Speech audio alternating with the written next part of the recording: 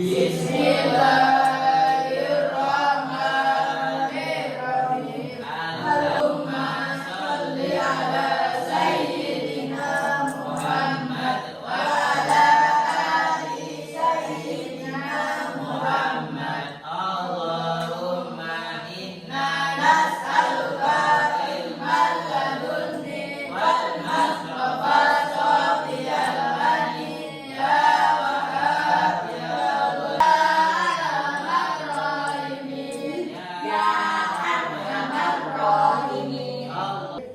Indra, Amir, Fahmi, baik. Nah, terus kemudian kemarin bagaimana ciri-cirinya surat pribadi? Siapa yang tahu?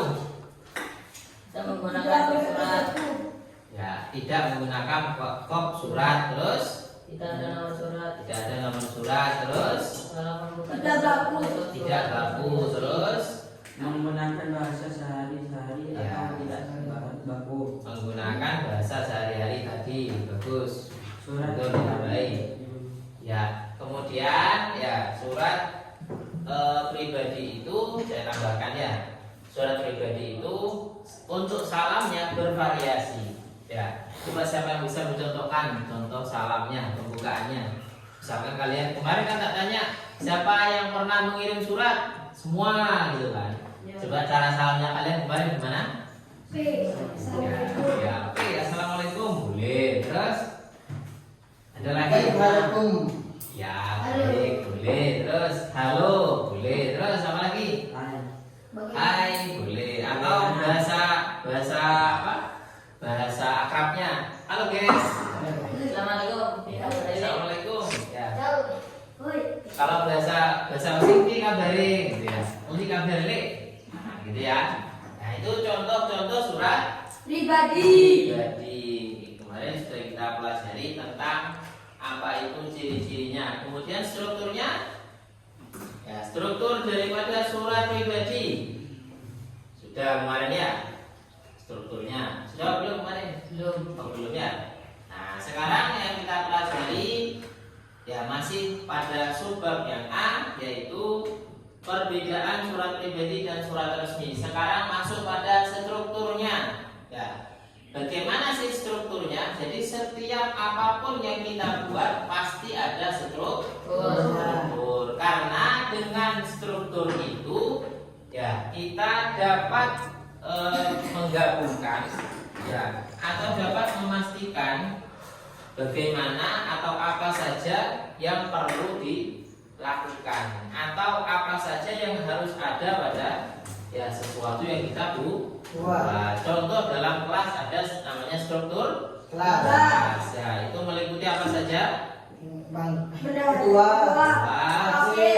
Sekretaris, bendahara.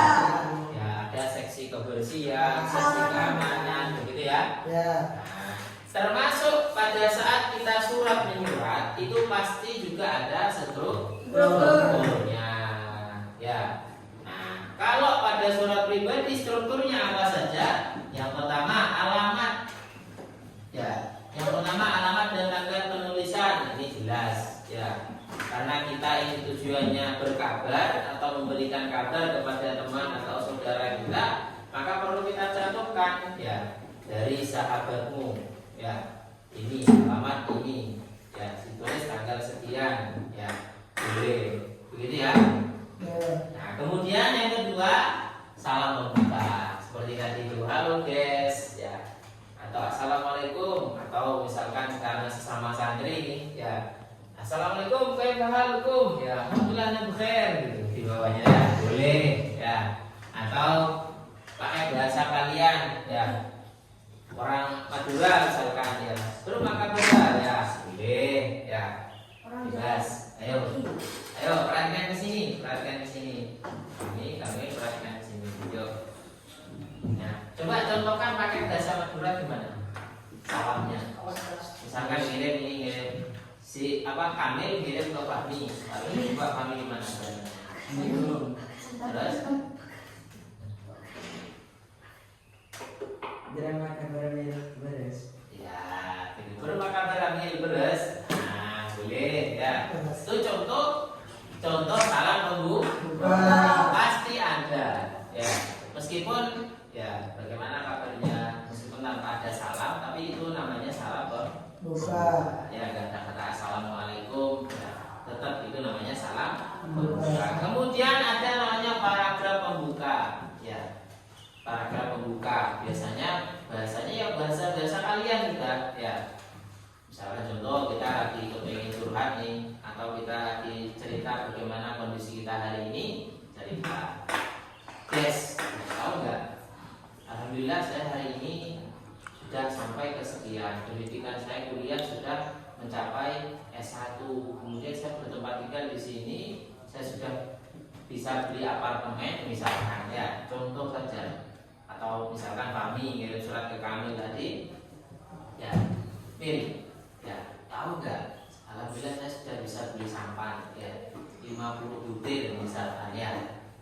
Nah, boleh bahasa itu namanya paragraf pembuka sebagai pengawalan ya, untuk apa ya, memulai pembahasan. Kemudian setelah itu ada paragraf isi. Nah, ini harus mulai cerita sudah ya, cerita.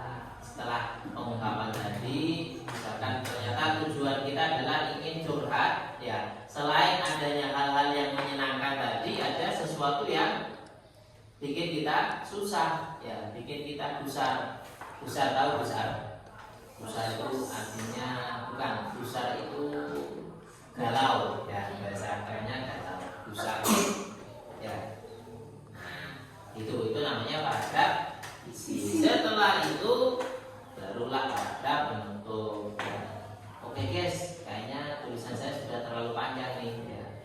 Insyaallah di lain waktu, di lain kesempatan saya akan kirim surat lagi ya. Ditunggu balasannya ya, from kayak gitu kan, from ini, atau biasanya pakai pantun ya, pakai pantun. Coba siapa yang kira-kira bisa bikin pantun ini, pantun penutup ya. Assalamualaikum. Ya.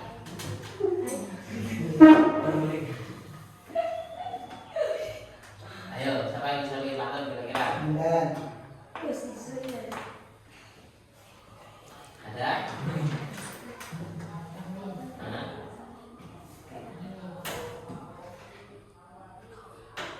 Makan kedong-dong di pinggir pulau. Ya. Bales dong. Ya, aku tidak galau. Nah, begitu ya. Contoh begitu. Itu paragraf penutup. Ya, boleh karena ini ranahnya surat pribadi. Nah, contoh di situ. Ya, kalian lihat di situ ada contoh.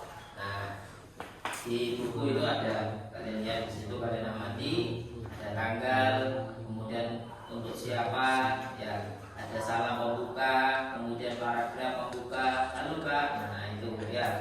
Kemudian di bawahnya ada mulai paragraf isi Kak, insya Allah bulan depan. Nah, kemudian di bawah ada paragraf penutup, ya, boleh dipakai, dikasih tanda tangan, ya. Nah, paham ya? Nah, di situ ada contohnya sudah. Dari sini kira-kira ada yang mau ditanyakan? Ada yang mau ditanyakan? Baik. Kalau tidak ada, kita lanjutkan. Kemudian, nah setelah tadi surat pribadi, sekarang kita masuk kepada yang nomor 2, surat resmi. Masih subbab yang pertama. Ya. Apa sih surat resmi itu? Yaitu surat yang dipakai untuk urusan kerja. Nah, seperti tadi yang sudah tak jelaskan itu. Ya. Ciri-cirinya gimana? Pertama, menggunakan bahasa baku sesuai ejaan bahasa Indonesia. Yang kedua, menggunakan bahasa singkat, padat. Yang ketiga, surat resmi tidak menggunakan bahasa hiasan. Dilengkapi kop surat, mencantumkan nomor surat, perihal tanggal, alamat, tujuan, tampilan juga ada. Ya. Nah, ini kalian lihat contoh di sini. Ya, ini contoh surat yang dikeluarkan oleh sekolah, gitu ya. Nah, di atas ini namanya apa? Kop surat. Ya, di atas ini namanya kop Surat. Kop surat. Kemudian ya, surat resmi itu pasti dilengkapi dengan nomor. Ini ada nomor ya. Nah, nomor ini pun penomorannya tidak boleh asal-asalan. Ya, ketika itu permohonan tentang apa? Sebagai contoh di sini, ini permohonan kuasa memindah bukuan. Ya, ini masalah perihal keuangan misalnya contoh. Di sini ada nomornya 421, kemudian 29, 429, ya 06400 2024 ya. Itu ada kodenya masing-masing. Jadi kalian nggak boleh membuat surat resmi ya. Ketika kalian misalkan contoh ya besok Kamil Dirut Pertamina misalkan ya, Direktur Pertamina ya. Kemudian Kamil ingin membuat satu kerjasama ya. Kamil membuat satu kerjasama kepada temannya ya yang namanya Bos Fahmi misalkan ya. Karena Bos Fahmi ini sudah punya sampan tadi 50 sampan ya. Jadi Kamil bermaksud ingin mengadakan kerjasama mengirim ya. Nah nomornya ini harus nggak boleh salah-salah, disesuaikan. Oh Kamil mengeluarkan surat permohonan kerjasama ini ternyata di surat yang ke-6, berarti harus ada 6-nya. Kemudian di sini ada penomoran sesuai dengan kodenya, paham ya? Nah, itu. Terus setelah itu di bawah ya perihal atau sifat, di bawahnya ini kalian lihat ya, sifat penting ya. Kamil juga itu, Pak Kamil mengirim ke Bos Fahmi tadi perihal penting. Sifatnya penting, lampiran. Nah lampiran ini perlu ada. Barangkali ketika kalian membuat surat resmi begini, ada beberapa lampiran di belakang sebagai definisi ya, sebagai definisi tentang apa yang kalian mau ajukan misalkan ya. Kemudian setelah itu di bawahnya ada perihal ya.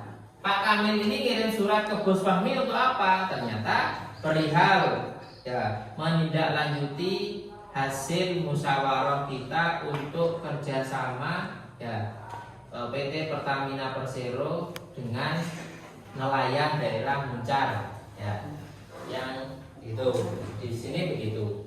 Nah kemudian menggunakan bahasa baku ya, dilihat di sini sehubungan dengan adanya ya, misalkan Pak Kamil tadi ini buatkan sehubungan dengan hasil musyawarah yang telah kita sepakati bersama, maka saya memutuskan mengirim surat ini dengan maksud untuk ya memberikan kabar bahwasanya pihak kami PT Pertamina Persero menyetujui